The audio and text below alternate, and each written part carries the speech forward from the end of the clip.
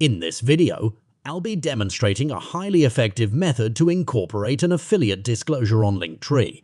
If you've already viewed my previous Linktree tutorials, you'll be familiar with my preference for utilizing it to promote Amazon affiliate products. However, it's important to provide an affiliate disclosure when promoting such products. There are a couple of options you can consider, and you can select the one that suits you best. One approach is to add a new link by simply entering any random URL. Let's say we choose to add Google.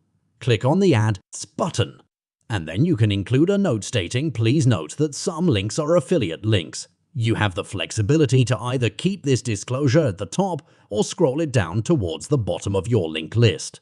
Another method involves accessing the Appearance section, which allows you to modify your icon username and description. Unfortunately, it seems that the Appearance feature is not currently loading on my end. However, you would typically insert the disclosure into your description.